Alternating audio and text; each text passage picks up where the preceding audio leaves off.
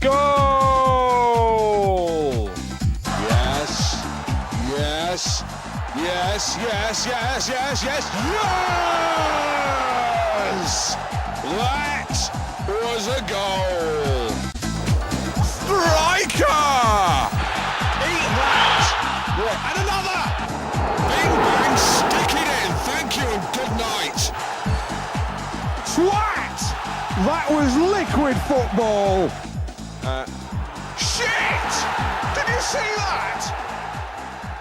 Anyway, guys, hello and welcome to Davos Liquid Football Extra Time. Woo!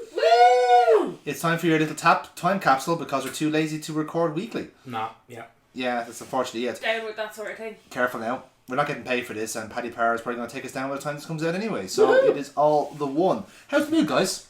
Good. Good. Yeah, good. So Hyped. Yeah, you hyped? Yeah.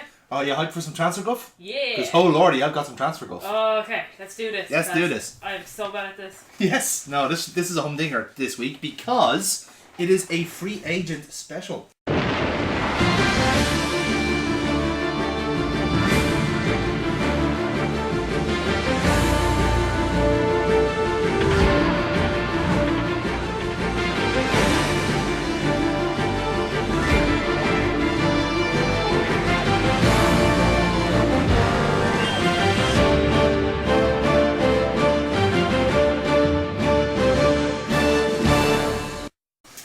Now, Neil, you made a very snide and very unprofessional remark the last... That doesn't sound like Neil at all. No, not at all. I'm trying to figure out which one.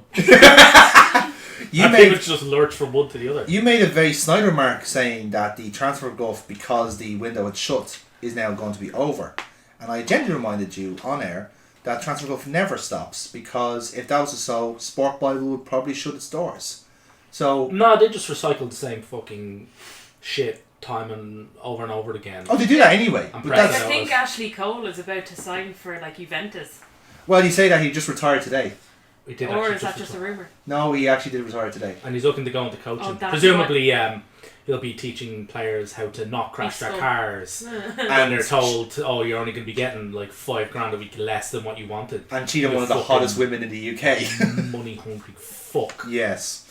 You I'm know, just saying... I remember reading an interview with him. I was like, I was really upset about that. That's not how it went down at all. I was like, that was your direct statement. What is it about fucking traitors who just like always try and rewrite history? I was like, you are where you've made statements. Like, this is searchable on the internet. I can see what you actually said. This was your statement. I was in the car and then told me $55,000 a week and I nearly crashed my car. I was like, that's a statement you've made. You can't say people have misinterpreted that, because there's only one way of interpreting that. Can you tell there's still salt left over from last week about Robin Van Persie? I don't know if it's coming across on the recording. But it's All traitors are trash. All traders are former Arsenal players, It's apparently. ridiculous. Yeah. Well, it's probably not. I mean, there's probably an Arsenal emphasis, but like his first day at his new job, and he comes out with a statement that is just so blatant bullshit. Yeah. I'm going, what does he think? What does he think? People like don't have access to the internet, or people like the internet. People don't fact check. Yeah, or the internet's only got like a fucking memory span of 2 years or something like that. He thinks, oh no, I'm gone now. That happened back in 2012. So anyway, this round is not about Ashley Cole, but it is about other free agents Ashley Cole, and their potential signing and their potential new clubs that will probably be official by the time this comes out. Because as I said, this is in a time capsule. But in the moment, it's up to you to figure out which one is taken from my FIFA save file, because I do the transfers on FIFA as well, just to see what like crazy clubs these poor bastards could turn up with, and some are quite surprising, as you'll find out very, very soon. So, our top story tonight on Transfer Guff. Sky sources and Turkish journalists are reporting... already got credibility. Yes, indeed. About Daniel Sturridge. Now, as we all know, he's serving a ban for, doing the dodgy on Paddy Power. And but so far he's received 13 offers from clubs around the world. So we're talking like MLS, Mexico, Qatar, China. I thought you meant like, betting offers. That could be it too. Derby County's already taken. But there are various choices when it comes to. Is it not? Oh no, yeah, because Frank Lampard's not there anymore. Exactly. So it's now back to It's Derby. It's now going to be Wayne Rooney's Derby County. Wayne Rooney's Derby. That's starting January, by the way. But for now, it's still Philip Cocu's Derby County. WRDC. Bye. We're not sponsored. So he has received all these offers from around the world because obviously he's going to be very cheap and reasonable. Yeah. And brings in a lot of merch from all of his hats and shirts and all that. But it does look like he has chosen a club. Because I believe his sister and his cousin, who are his agents, are currently in talks with Trabzonspor in Turkey. So they've apparently been spotted in the airport. Turkish fans are already learning how to do the Sturge dance because they are 100% convinced he's joining Trabzonspor. Alright. Okay? So, our second story tonight. Following his departure from Sunderland, Lee Cattermole is currently on trial with Eredivisie side VVV Venlo.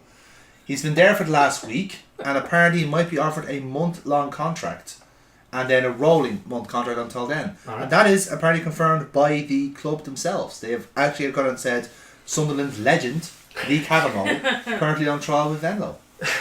Hey. Okay. So, our third transfer Guff story comes from John Cross from the Daily Mirror, and he's been given an update on Fernando Llorente. So Llorente is apparently very light on offers at the moment. I'm not sure why, but apparently he's been staying in London for the last few months for his next club. And unfortunately, they're kind of running out of options, but he's likely to join Millwall, who are in desperate need of a striker, but he's only likely to sign for 6 months, because again, other offers will come in then from leagues around South America and stuff like that, because their season starts in January. So Fernando Llorente to Millwall potentially. So round up the stories again. We have Daniel Sturridge to Turkish side Trabzonspor, Lee Cattermole to Eredivisie side VVV Venlo, or Fernando Llorente to Millwall. Oh my god, these are all so improbable and possible at the same time. Again, 2 of these will have happened by the time this goes out. So we're to pick which ones from your FIFA save file. Yes. I'm gonna go the Cattermole is the FIFA save. I'm gonna go with the Millwall one. You're going for Llorente to Millwall? Yeah. Okay. Well, first of all, I can tell you that the first real story is Daniel Sturridge to Trabzonspor. That is apparently nailed on. Because, as I said, his family have been spotted in Turkey. Now, he's either going to Trabzonspor... Definitely not on holidays. No, absolutely not. Why would you ever go to Turkey on holidays? That's a crazy notion. Yeah, why can't you just play football? Wait. But apparently he's either going to go to them or Besiktas. But Trabzonspor has been always pole position for him, apparently. So, the other real story is Lee Cattermole to VVV Venlo. Fucking hell. Yeah, it has happened. He is he's in the club colours. He's been training them since I think 2 weeks ago, and basically Did he do a club search and accidentally fell asleep on the V? yeah, V. Oh yeah, no, that's fine. Yeah, I can do that. Yeah. So, as Neil correctly predicted, my FIFA story, and I was very surprised when I did it today. Fernando Llorente ended up at fucking Millwall. Nice. Yeah, which is just kind of convenient considering where it is. So, good job, Neil. You win this Well time. done. This one on Transfer Guff. Have you won a Transfer No, Guff yet? never. Wow, Never. that's really bad. Yeah. That's really a shame. I'll tell you where there isn't any Transfer Guff. Women's Super League. Woo! Now that is seamless. Right? That was good, right? Because you guys pretty much work for bread and water. Yeah. Yeah. So, Pay us in food, please. Rachel, talk to me about the Women's Super League. You want more? So the big news this week is that it was bought over by Barclays after the Women's World Cup because they saw, this could actually make us money. Yeah. And people were wondering, what will Barclays bring to the FAWSL? And what it will bring is a streaming service, a non-geo-locked free service to watch all of the FAWSL matches, some selected English international matches, and some selected championship matches and Continental Cup matches. Which seems like a fucking fantastic deal for someone like me who doesn't have your likes of Sky Football or BT Sport or BBC, because I live off grid, obvs. And but this is it's opening up the league to a global market. Yeah. And that's fantastic. I think it's brilliant. I think it's actually the best thing that the WSL could have ever have happened to, especially in the year after a World Cup. Well, you have to do it right. Yeah, the thing that's is, true.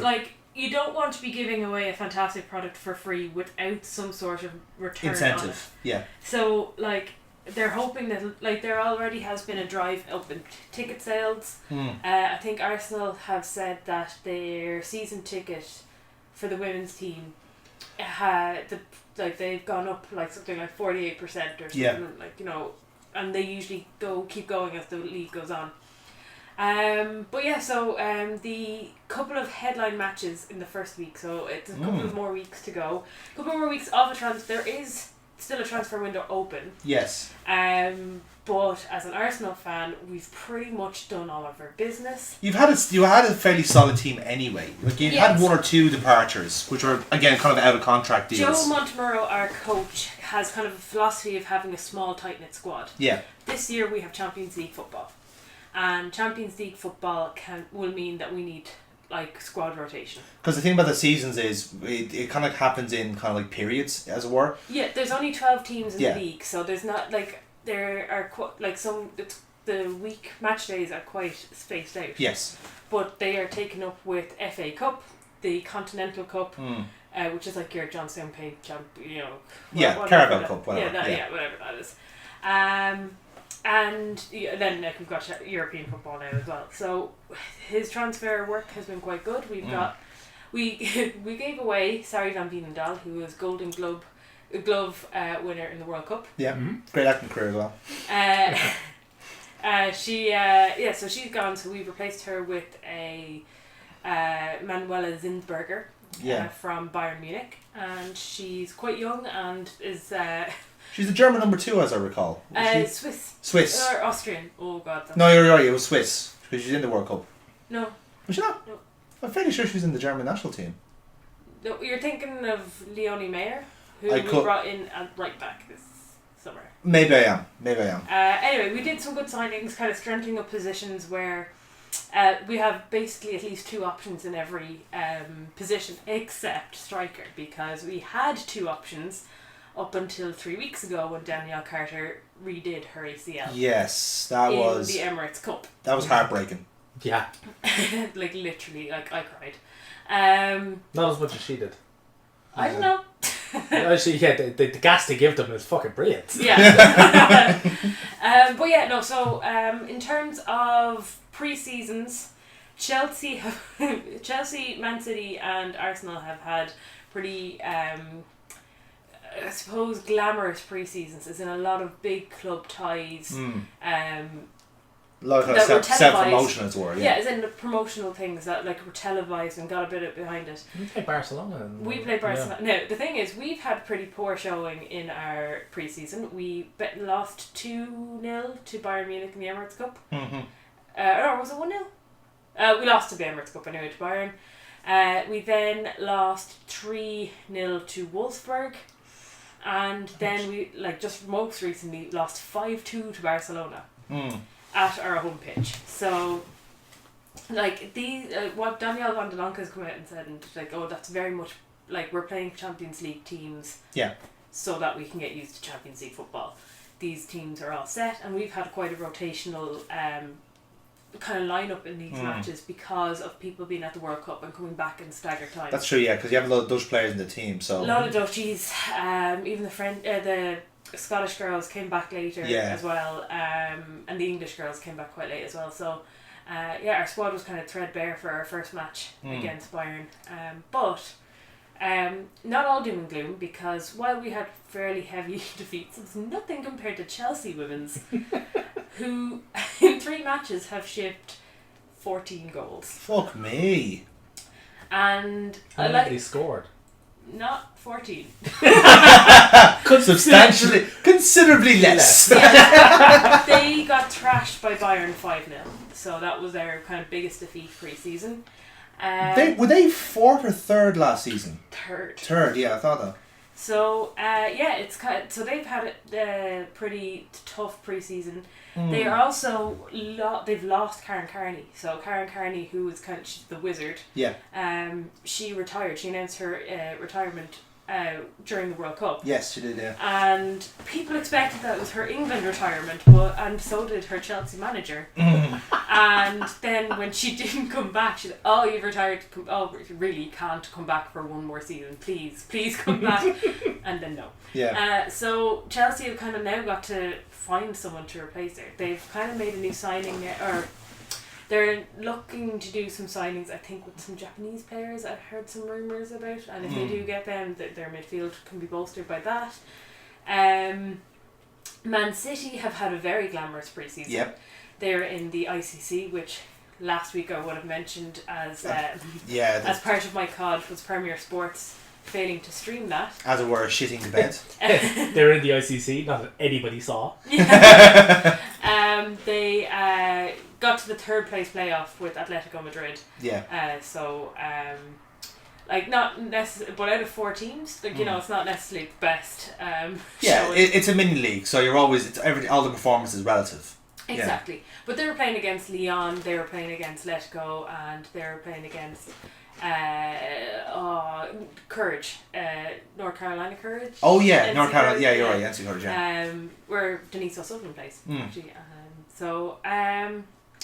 They've actually had they haven't had glamorous wins, but they've played quite well. And one of the signings that they've made that I'm so excited for, and I'm kind of raging she plays for Man City now, is Tyler Tolland. On her 18th birthday, signed her first professional contract with Man City. She's an Irish international who has got 20 caps, and she's 18. She's been playing since she was 16. She's unbelievable. So she's a fantastic Kante. Yeah. She's like a 5'2" Kante. Midfield dynamo. Yeah. I was actually taken aback at how many Irish players we actually do have in this league. But a nice spread of Irish players as well. It's not like Sheffield United where we have half the Irish team in the first 11. There's one or two in most teams. Arsenal have Louise Quinn and Katie McCabe. Yes. Irish captain and defensive stalwart Louise Quinn. Manchester City now have Tyler Tolland, and they have Megan Campbell. Yeah. Who she did her ACL very early on into her Man City career, but the club were like, "We know the talent you have. We're going to renew your contract while you're in rehab." Which is superb. That's pretty. Because as you said in a previous podcast, they do have the financial grunt there. They could have just signed loose. Yeah. They could have signed somebody. Basically. Yeah, like Lucy Bronze or something. Yeah. You've got Niamh Fahey at Liverpool, who is one of the she's vice captain now. Yes, she's vice captain now. So she's one of the senior players there. Again, she's a defensive stalwart. So we've got Leanne Kiernan from West Ham. Leanne Kiernan, actually, yes. Yeah, exactly. Good point. She plays for West Ham, and herself and Lehmann, who's German international. Fucking the pace between the two of them up in that forward line. Yeah. Arsenal played them last season, and it was 5-2. Yeah. And it was just Kiernan and Lehmann just ripping Arsenal apart. Yeah. Because we have good centre backs, but we're not pacey centre backs. Right. So imagine Per Mertesacker versus Aubameyang. That sounds hilarious. Yeah. So this season we've got a couple of new teams, and the opening match of the season. Well, there's 2 games. The first match of the season. Big one being the Manchester Derby. I'm intrigued because this year we have Man United and Spurs promoted into the WSL. Yes, so it's kind of a curious one because they do have a good bit of grunt behind them because Man United are very, very new to women's football. I think they only set up their team last year. Yeah. Yeah, and they have a great manager in Casey Stoney. Yes. They have a decent. They did attract a good number of players. Professional or internationals, and then one suddenly left for Lyon, which was kind of a surprise to me. In fairness, actually, in her debut, did really well, and I was not expecting that. But Alex Greenwood was kind of one of their main. You're captain, wasn't it? No. Even a player of the year, even. Yeah, but you get the option to go to Lyon, as a female player. Oh, you have to take it. You take that. Yeah, it's the money. That's the Barca. Yeah. But interestingly enough, Lyon had to pay Man United because it's very rare that in women's football you get transfer fees. Yeah. Because usually players are kind of like, we'll play at this is my contract, I will play for my contract. And there's no kind of agents kind of messing around and trying to push. Yeah, it's all honest. Yeah. But Because I think is Frank Kirby still at the transfer record? Isn't he like £1 million or something like that? Because Alex Greenwood going to the biggest club in the world, arguably, cost 40,000. Jesus That's Christ. what Manchester United got for her. So Man United have just been promoted. They were very much the runaway champions of the championship last year. Have made a couple of good signings to kind of strengthen the team going forward into the FAWSL. One of the big ones is in their goalkeeper, Siobhan Chamberlain, who was fantastic goalkeeper for the last few years in the FAWSL. Took a step down to play for Man United, but kind of believed in the story. It's the project, because like I say, when you have Stoney there and you have now at Manchester United have a women's team, you have actual Man United fans who now want to play for the team. I was going to say that, fucking a cousin of mine played for the Arsenal women's team, which is brilliant for me and all the other Arsenal supporting members of my family, but not brilliant for her. Because she's died in the World Manchester United. They didn't have a fucking women's team. But now, like I said, but now it kind of shows you how much is moving on as a market, because now teams have been staunchly, I won't say against women's football, it's just never been on the radar, so it's not something to bother with. Spurs, exactly, same idea, Siobhan Chamberlain and Alex Greenwood, who were part of the defensive block that Man United have. Greenwood's gone to Lyon, and Siobhan Chamberlain has announced she's pregnant, so she is going to miss the season. Which, congratulations, and she's obviously delighted to be going down this different path. But Casey Stoney has kept her on to be the club photographer, so that she still has a role to play in the season. Oh, that's great. That's so nice. I do like that story, even though I don't like Manchester United, but I do like Casey Stoney. You can. It's a personal thing. That's nice. Yeah. I also want to talk about another great signing for the women's team. It's kind of off left field, but I read an article about it there the other day, so I wanted to bring it up. Brighton have signed Amex, American Express. Sorry, they've redone their contract with American Express for about £100 million, which Brighton are pumping into the team, both men and women, equally. I think Brighton one of the few clubs in the country that are actually doing that quite equal. They're spending 15 million. And West Ham, I think, are doing a good bit too. So 15 million quid is going into the training facility. Great. Which is going to be fucking state of the art. But for the first time now, there's bonus schedules for the women and girls teams, and equal partnership at every level. Fantastic. That's really good. And like I said, it's once you have the infrastructure set up, then the team, you will be able to attract those players to that team, because now you have the project. Yes. Which makes this kind of league quite interesting now, because at face value you'd say it's probably a 2-horse race between Arsenal and Man City. At face value. Yeah. But now you do have those teams. Like I said, Chelsea are quite a strong team in their own right, but they've had a very bad pre-season. They still have good attacking players like Cuthbert and Cho and so forth. So they might be able to crack on. But you then have like a very curious kind of scramble that for a team that can just break out and become title challengers. Yeah. It's not cut and dry as it were, but Arsenal I would still consider to be the kind of the best, obviously defending champions, but they do have the best team, like 1 to 11, let's say. Yeah. And then you have these other teams that have like maybe one centrally good player, everything goes through them. Or you might have like a West Ham, who've had a brilliant season last year, FA Cup winners, and their team on paper looks very, very good. As you said, a lot of pace up front, a lot of internationals in the team, very diverse team as well. Yeah. They could go far as well. I'd fancy them to go quite strong. I do feel like they had that season kind of settle in with a lot of new players joining the team, and now Alicia Lehman has, like, she was kind of the breakout star of, I think, the FAWSL in my opinion, just because I saw a lot of. I ended up, the matches that were being streamed on Facebook, which is what I got to see a lot of, happened to be West Ham matches. So I got to see a lot of West Ham. Yeah. And she just kind of was just unbelievable. Like, she was fantastic to watch. Birmingham have made a lot of she sold a lot of players. Not sold, but kind of released a lot of players. I have them nailed to get relegated. They just don't seem to have the grunt there. Like, if the men's team don't have, then surely the women's team don't. Well, they had Aoife Mannion as their stalwart defender, and like genuinely, like, I think she's probably the only defender who could actually rile up Vivian Miedema, because like she was like she's just fantastic. But she's after being signed by City. City, who They've also lost another player. They lost Ellen White to City, didn't they? yes, Ellen White's out at United. she's at City. City, yeah, City, sorry, yeah. yeah. So yeah, Burnley lost. Yeah, so Everton ladies have made a fucking load of signings. Yeah, Everton seem to think they have the number on us in They've the got women's game. Van Ness from the Dutch team signed for them, and like that was kind of the start of a slew Gronin of. as well, isn't it? Or Gronin playing for someone else? That's United.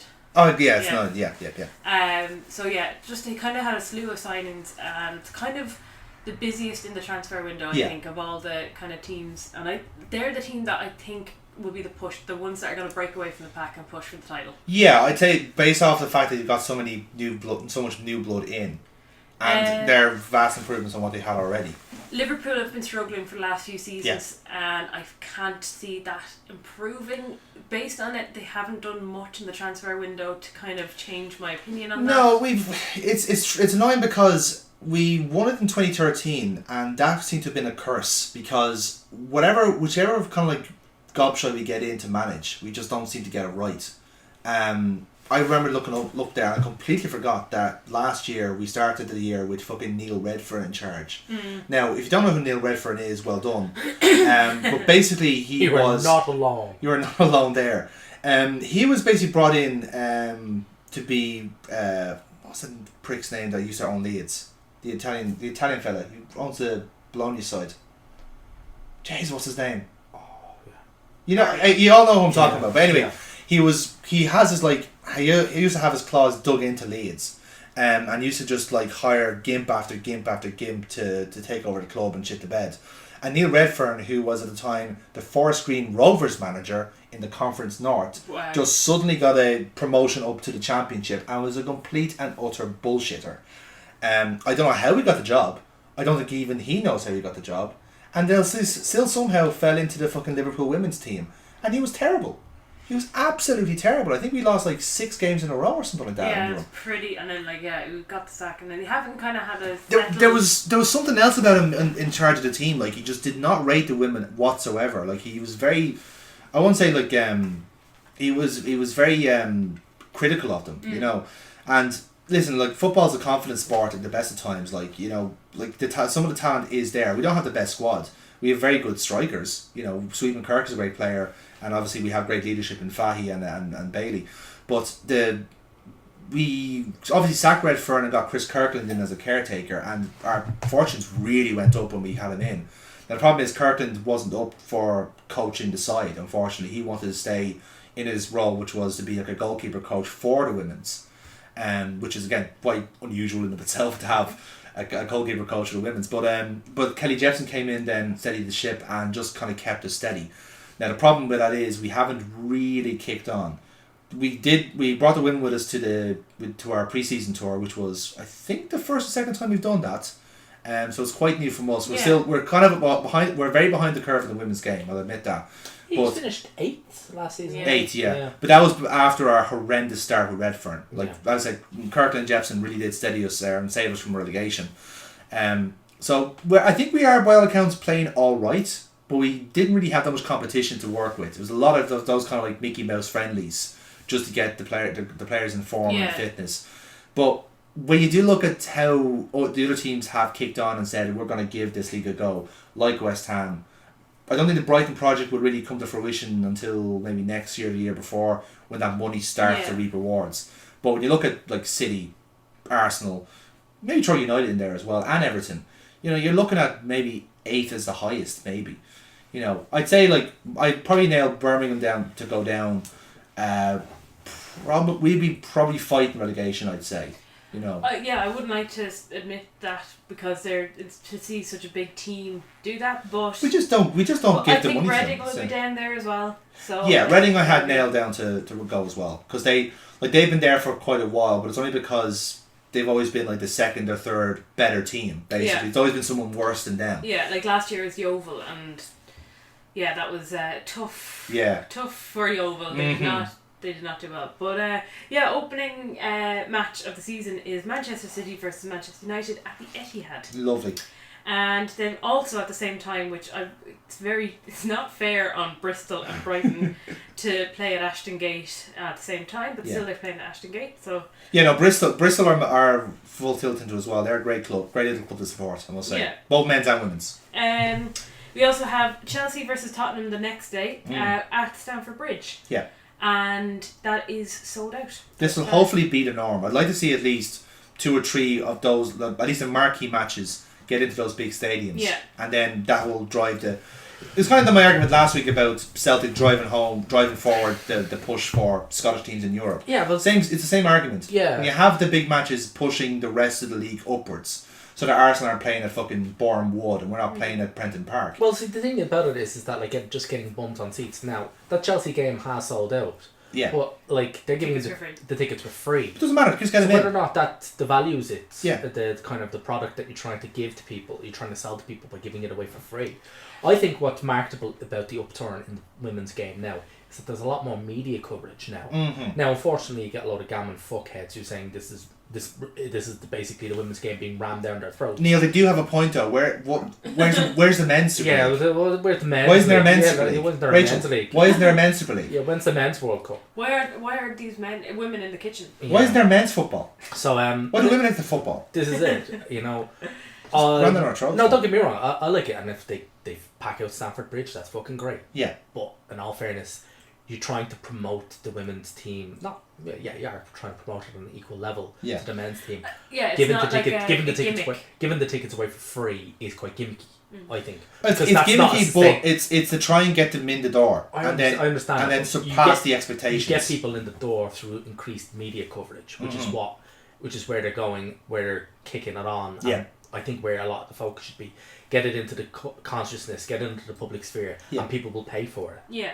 I think giving it away for free is gimmicky because it has to be gimmicky because it's not sustainable. It's not sustainable yet. What I'll just say That's is the thing. that with the Serie A ladies this year, Juventus sold out their where did Juventus win? What's the Juventus Stadium. Juventus Stadium. Yeah. Like they sold that out, and they at the time were they were doing well in the league, but no one really knew they were doing well in the league. And then they did this whole big promotion to get people in, and all of a sudden, like it was seen at the World Cup that Italy had such a huge following, and the viewership because the Serie A ladies was being like shown on TV in the months leading up to the Women's World Cup because Italy were qualifying and we were going to be playing now. They're like, oh my god, you're going to see half of this Juventus team play for your the country in the World Cup, and it was kind of like this kind of rolling effect.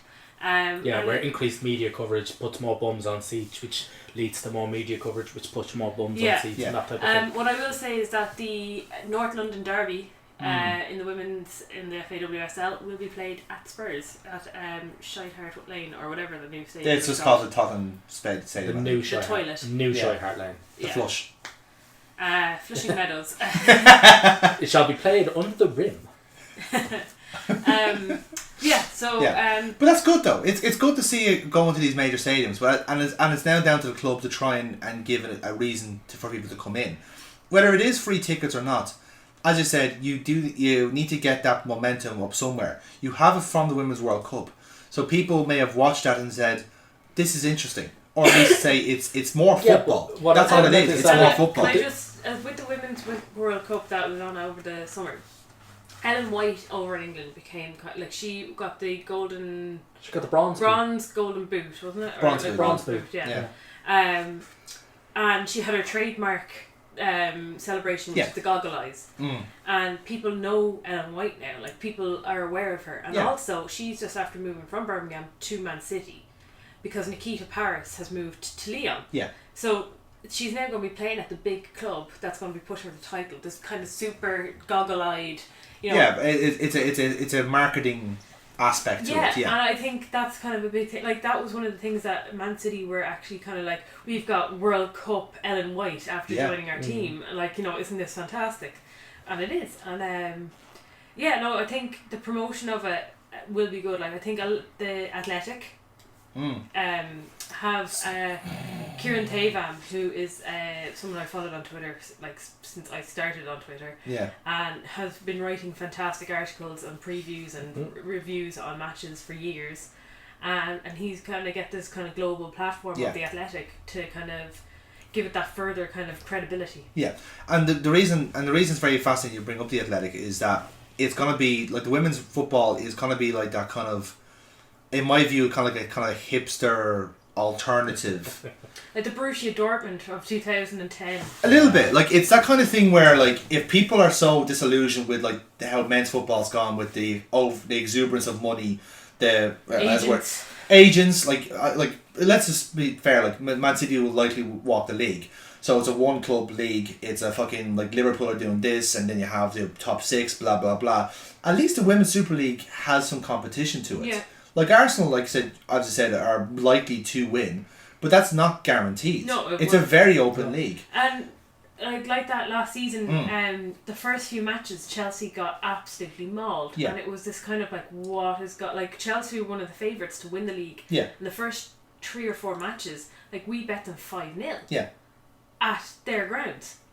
Like away, Arsenal went away and we're like, oh my god, this is going to be such a tough match. And then all of a sudden we've got like 5 goals. Pasting. Yeah. And I was following the match on Twitter and I was going, nah, what the hell? Like, these are like taking the piss. Like girls on the ball are lying to me. But like their season, even though they got trashed, it was so open with the other teams dropping points. Like only Arsenal and Man City, we only lost one match, which was to Man City, and they only lost one match, which was to us. But they just drew more often. Yeah. And that's what won us the league. But like Chelsea were a good bit behind, but had still had enough of a push to kind of get up into that 3rd spot. Yeah. But it's extremely competitive in comparison to, you've got your top 6 maybe in the Premiership, and then you've got a whole heap of mid-table, and then you've got your kind of dregs down the bottom. Yeah, you don't really have. There's not. Well, obviously it's a 12 club league, so you don't have that kind of like mid-table like inertia. But you do have the possibility of like a big team just doing terrible. Like it's not without the realms of possibility of Liverpool being relegated or Spurs going back down or anything like that. So it is at least noteworthy for that. And besides, if you're someone like, say, I don't know, Brighton or Bristol or someone like that, you're going to watch the women's game because you're in the top flight and you're a very competent team. And play good, like in the case and play of, good football, like, definitely in the case of Brighton anyway, I like their style of football. Yeah, like listen, like how many Arsenal fans like will just watch a women's game because they're winning? Like you want to support your club, whichever like form it is.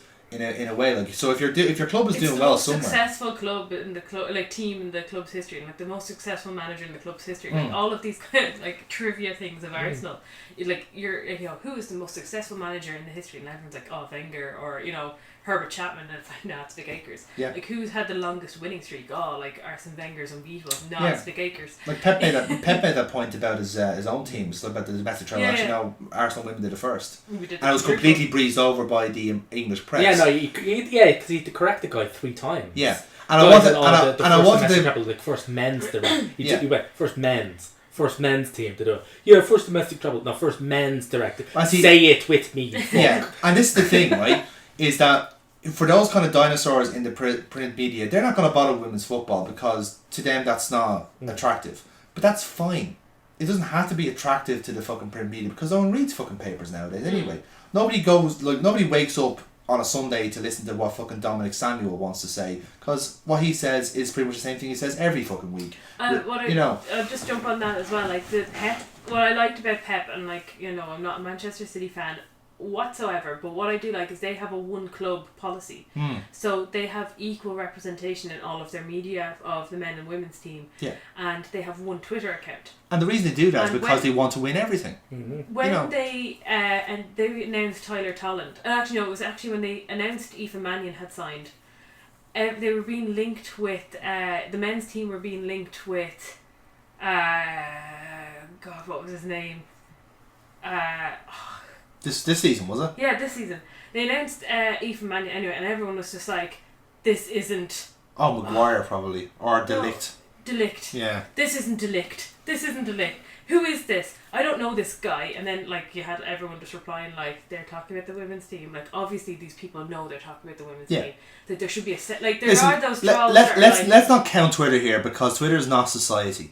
Twitter is a fucking cesspool of cunts. But what I had then was the Manchester City account then came on, and it's like one, like literally with not any direct reply, just said one club, or one team, one club, or one club, like all teams or whatever. One club, one city. I think the slogan is. Yeah, that's the same thing. Arsenal did something similar as well. Arsenal, it's not Arsenal women's team.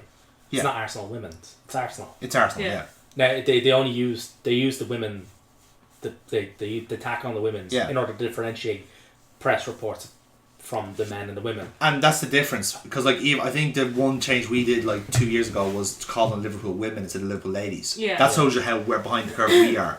But as I said, that unfortunately our priority isn't in the women's game. It's still on the men's game. Our Adidas kits had like the big billboard kits outside the Armoury, which is our club shop, was Leah Williamson, who is a born and bred Arsenal. Like she's been at the club since she was 6. Yeah. And she was one of the announcements in the Adidas. Yeah. In the big billboards. And then over in America, when we were on the American tour, there was a street mural done. So it was all the club captains. Now, or it was like all the club legends, sorry. It's like Burkebot, Henry, Wright, and Leah Williamson. Yeah. And it was just like... It's surreal, but like I said, when you do like run down the numbers, she would be mathematically or statistically one of the most successful captains. She's not even captain. No, but I know. Just, but like... Wouldn't Byrne have been the captain around the first one? Yeah, Byrne, it was Kelly Smith. Smith, yeah. But Byrne was captain for a few years as well during a good run of the games. But yeah, there was rumours along the... I know you said not to mention Twitter, but Kim Little, our Captain Little, was being, trying to be signed by Leon. Yes. And on the days that the rumours were really, really ramping up, the club were ominously posting pictures of the club training, and everyone's like, Little's not in the photos. Yeah. And people were freaking out, and then they were like, oh, we have something we need to let you know something. And she signed a long-term contract, and was like, this is the club I'm finishing my career at. She's just like, yeah, I'm your captain. Yeah. And everyone's like, yeah, fuck you, Leon. But that's the equivalent of Barcelona coming in for Henry. Fuck, he's gonna go. Obviously, but no, she was like, no. No, that's good. But yeah. So in terms then, if we were to do a very small crystal football here, how do you think this season's going to go? Arsenal winning it again. I'd say Arsenal too. But I'd say you might get some very close challengers in West Ham. West Ham? Oh wow, Jesus. Okay. Now, like I said, this is going on the possibility that someone like Chelsea or Man City will probably be your title contender. But like I said, if you're going for a dark horse, I go for West Ham. I don't think Chelsea, as I said, they're struggling for pre-season. A lot of players don't seem to look on the ball, even the likes of Cuthbert or Kirby. They don't look great at the moment. They didn't have the best World Cups in my view. Their keeper, I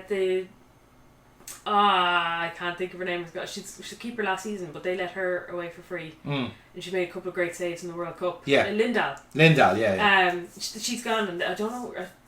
I know I'm not a Chelsea fan. I haven't really caught on to who's replaced her. So I looked it up later on. I think she's English anyway. I can't recall. But yeah, no, I think in terms of squad depth, ourselves and City are up there. Yeah. In terms top 2 at least. Yeah. The only thing I would be worried now that Dan Carter's ACL, we haven't looked. There's been no kind of. We made an announcement that we signed a third keeper, and everyone's like, "Where's Danielle's replacement?" Yeah.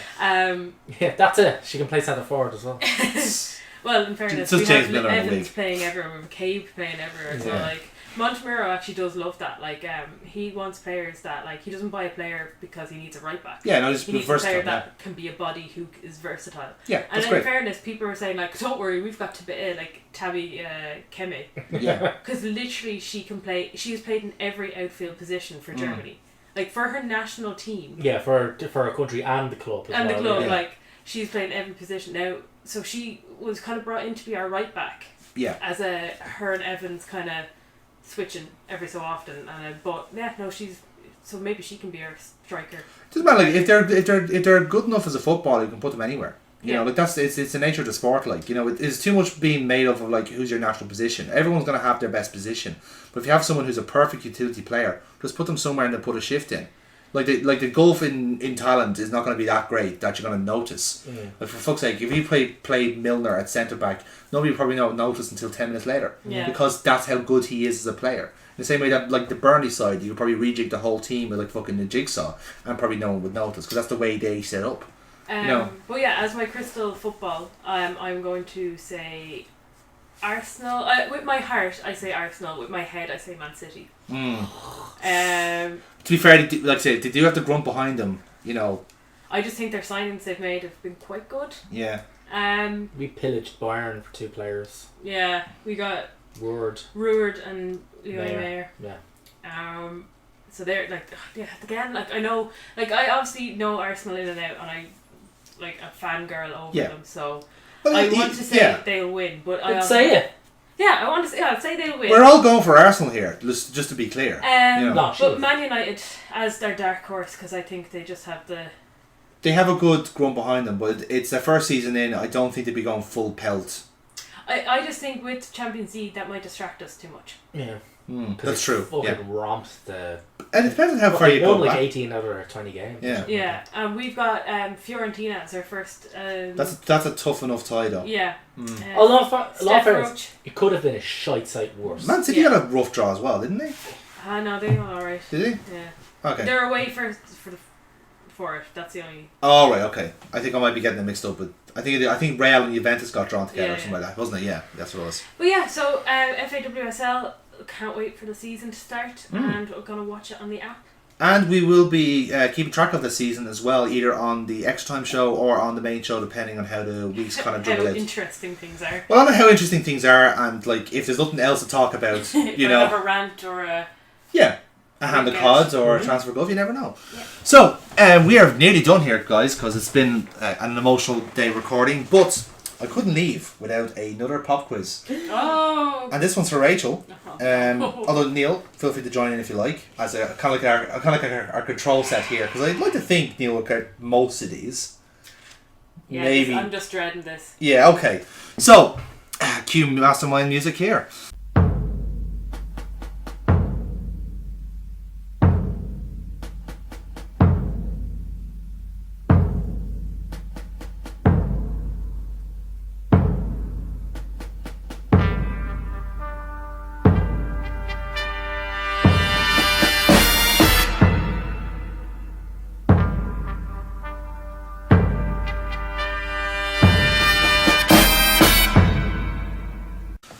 This is a little quiz I call Watford or Wolves.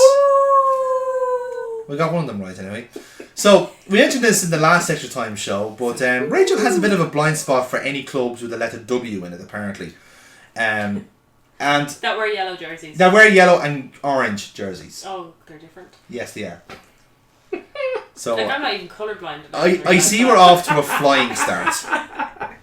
So, I have 3 rounds.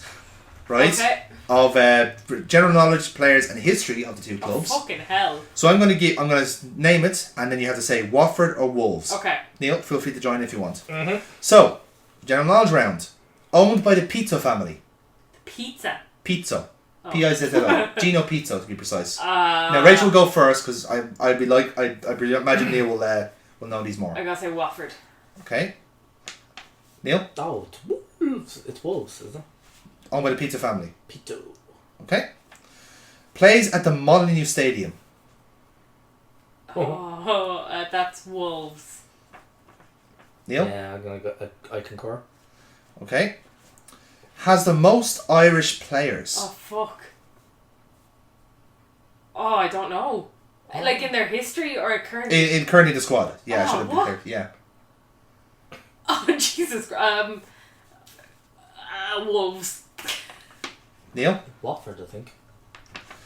Has a rivalry with Luton Town called the Betts Herts Derby. Betts hurts. Bedfordshire, Hertfordshire. Oh, then I bet this hurts. Bet this hurts. It's not how that's not how it's spelt. I can tell you that much. Bet this hurts my brain. Who has a rivalry with Luton Town? Bedfordshire, Hertfordshire. Yes. Derby. That's something the poshest rivalry in history. You're absolutely right. Okay, so which out of Wolves or Now, Watford I'm are testing posh? your geography here. Oh, Yeah. Watford. English geography. Okay. My Irish geography's bad enough. Yeah, exactly. Neil, how about you? Watford or Wolves for the Bed's derby? Oh, I think I'll go with Wolves. Okay.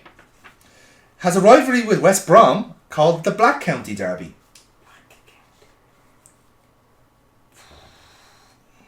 Black Wolves.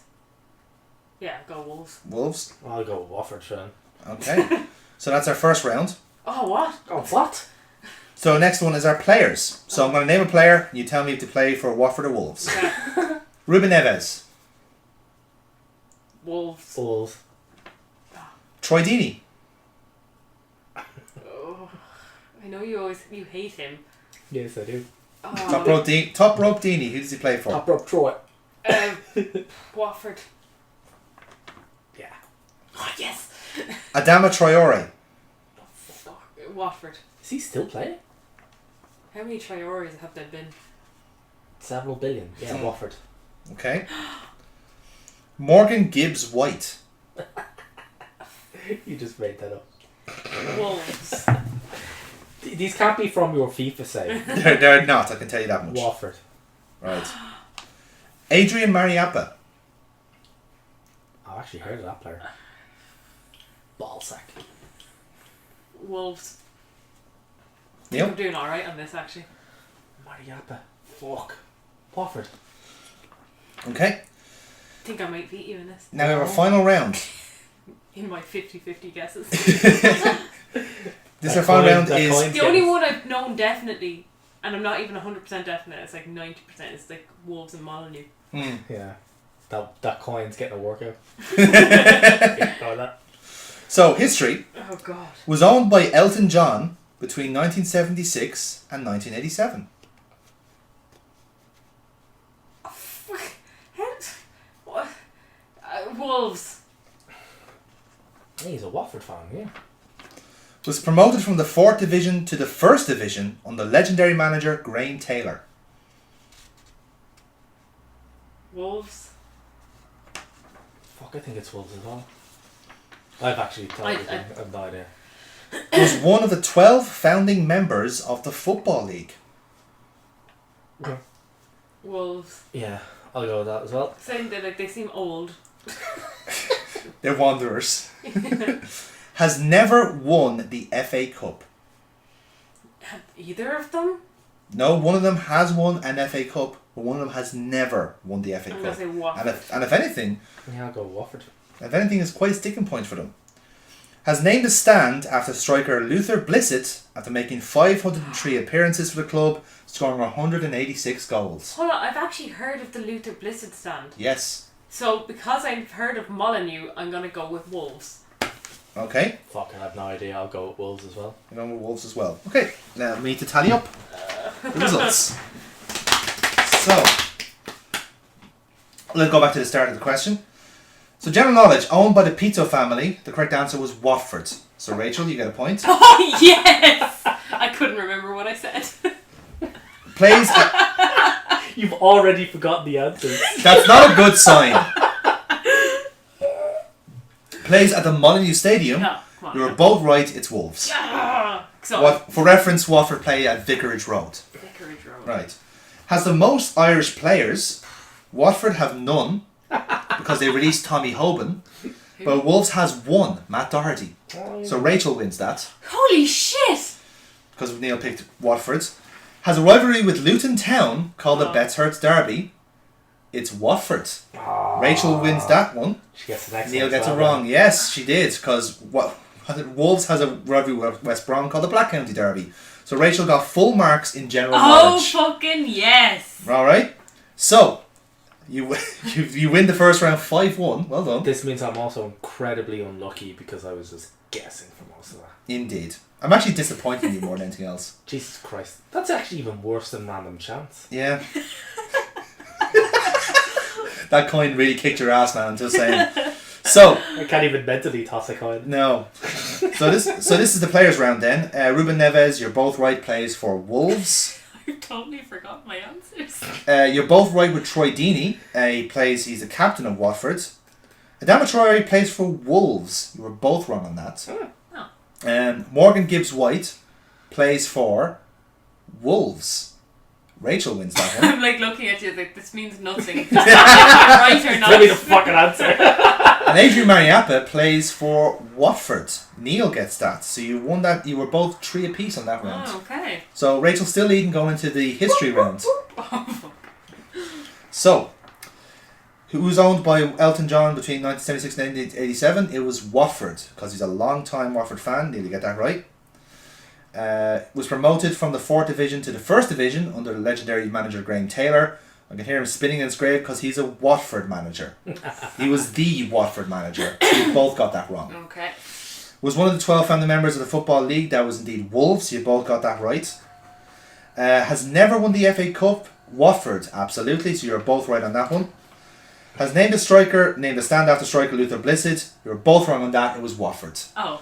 So Neil won that 2-1 or 3-2 even. Oh. But because of the perfect score in the general knowledge round, I cannot believe I'm saying this. Woo! But Rachel, you win from, I believe, let me just type the scores. Yes, you win 10-7. Oh. Neil, you lost Watford or Wolves. You're supposed to be my control sample, and you ballsed it up. But I don't give a fuck. Yeah, well, that's the problem, right? All right, then. That's the issue here. If you ask these exact questions in the next, like... I'm not going to have a Watford or Wolves each week. Yeah, but That's all I have. You could ask me the exact same question. And I will fail. And she'd be like, I've never heard of this before. I will test that in like 6 months' time. Great taste. Honestly do, because I will not remember any of this. She didn't remember like 2 minutes after I I asked. literally had to look at your face to see if I was right or not. When you listen back to that, like you're just gonna hear lots of laughter in the background because as you're reading out the questions, she's like, "Oh shit, yeah, you did ask that." Oh shit, yeah. So, congratulations, Watford and Wolves fan. I've tried to educate 2 fucking muggles here on your 2 clubs, and it half worked. I guess it worked the opposite way of what I was envisioning. Well, for Rachel, it will have worked for 30 seconds until she's forgotten all the answers. Who plays a monolith, Rachel? Wolves. Hey! That's like the one I do The know. one she do. The one she actually... And even then, she was like, nah, 90%. Elton John, he's a fan of... I'm going to leave it there. So, guys, that has been our extra time show. It's been emotional for all of us here. Oh, Sorry, Elton John. So, thank you for sticking around for this show. We will see you next week for our proper show, where we're no longer in a time capsule, and we'll be talking about all the things that have happened in the last 2 weeks that haven't happened yet as time of recording. Woo! So, I've been Jonathan, that has been Rachel and Neil. You can get in touch with us at Monday Madness LP if you like to share your opinion on us, or just like get angry at these 2 for not knowing your clubs. Sorry. Yeah, not our fault. Or by all means, Not even. you're I'm not not even remotely really sorry. sorry. No, in fairness. You're trying to be diplomatic there, but your heart wasn't in it at all. No. So guys, thank you very much for listening. Bye. We'll see you soon. Take care.